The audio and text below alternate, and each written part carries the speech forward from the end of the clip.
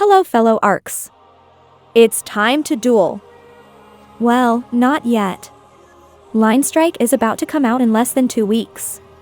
SEGA held an online preview event for Japanese publications, in which they could play the upcoming collectible card game for a few hours. This video is me summarizing and translating their experiences. We will be going over everything, from game rules, deck building, all the way to reward structure.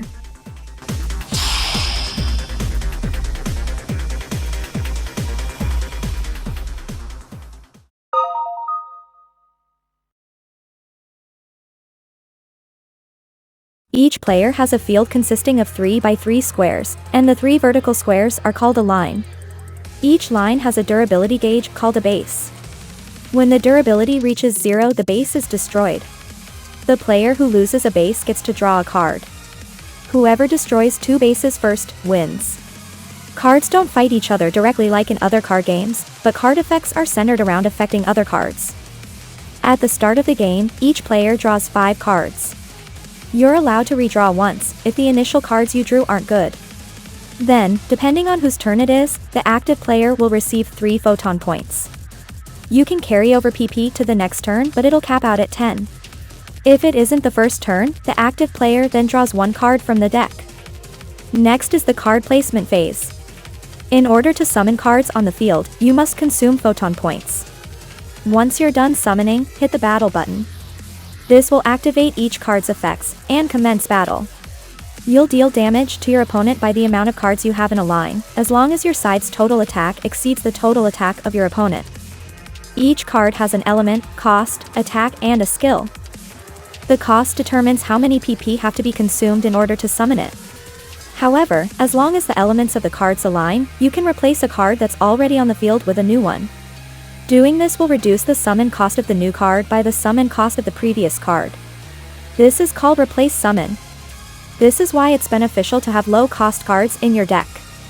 It allows you to get bodies on the field in the early game, deal some quick damage, and then replace them with stronger cards later. Some card effects activate only once, so it can be beneficial to replace them with new cards. Speaking of card effects, they can be broken down into 3 groups. Passive, supportive, and offensive. Passive effects are active all the time. Some only activate under certain conditions though. Supportive effects are affecting cards on your own side of the field. Offensive effects are affecting cards on your opponent's side of the field. Both supportive and offensive effects activate the moment a card is summoned.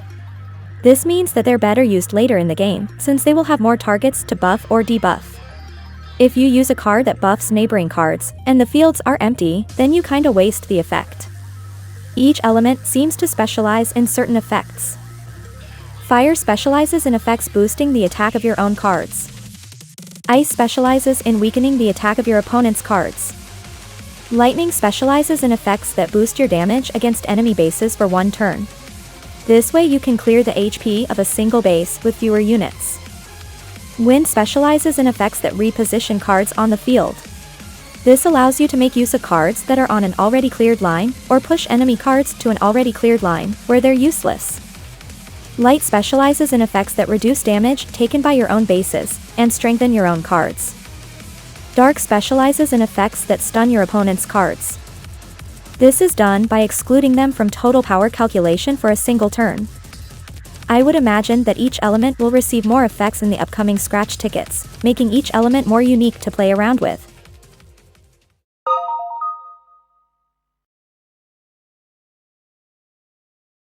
You can play Line Strike in different modes. Most of them reward you with scratch ticket vouchers. The weekly limit for vouchers obtained through gameplay is 300. Additional vouchers can be obtained through tasks and bought with AC. There are also starter decks you can purchase with AC, but the card game can be enjoyed entirely without spending a single penny. Anyway, speaking of game modes, first we have Ranked Battle. In this mode, your wins and losses will affect your rating. This rating will help in finding players who are on the same skill level as you. There are also leaderboards, so this is the perfect mode for players who are seeking glory. Next up we have Unranked Battle. Here your rating remains unchanged when you win or lose, making it a mode more suited for casual players who just want to have fun or hone their skill without any stress. Then there is NPC Battle. This is a single-player practice mode in which you fight NPCs from all across Halpha. NPC battles have 3 different difficulties: beginner, veteran, and expert.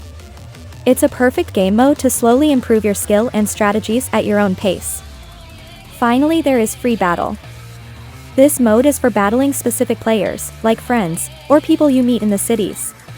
With every other game mode you're matched up with a random player, this is the only mode where you get to choose who you fight. As a result, this game mode has no rewards.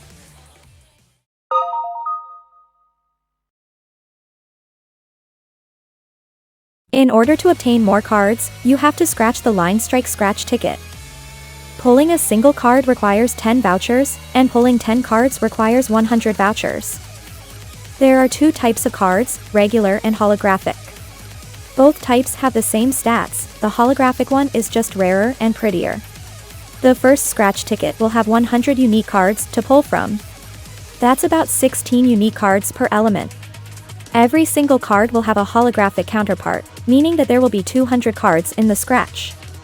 Each card can be registered thrice on your account, since you can have 3 copies of it in your deck. Duplicates can be exchanged for Line Strike recycle badges. A regular card will yield 1 badge, and a holographic card will yield 3 badges. Badges can be exchanged for card sleeves, playmats, and build parts. The rewards have nothing that will benefit you with the regular game of NGS. There are no weapons, item lab boosters, or even alpha reactors. If you don't want to play Line Strike, you won't be at a disadvantage with the main game. Deck editing is fairly simple. You can assign a deck name, card sleeves, and a playmat. Each deck consists of 15 cards, and there are no limitation on card elements. However, because of the replace summon mechanic, it is generally advised to stick to 1 or 2 elements for your deck. Nothing is stopping you from making a rainbow deck though. And that's about all there is to know. Despite the fairly simplistic rules, the players, who were able to test this card game for themselves, say that there is a lot of depth to play and experiment with. Each game takes about 2 to 5 minutes to complete, and it's very quick and easy to jump into a game. The rules are easy to understand, even for people who don't usually play any card games, and every player who could test the game says they had a lot of fun playing it. If you want to read the original articles about Line Strike, I'll leave the links in the description. As always, a huge shout out to my channel members, funding my irresponsible collectible cardboard addiction. I'll see you guys on the card battlefield. Take care!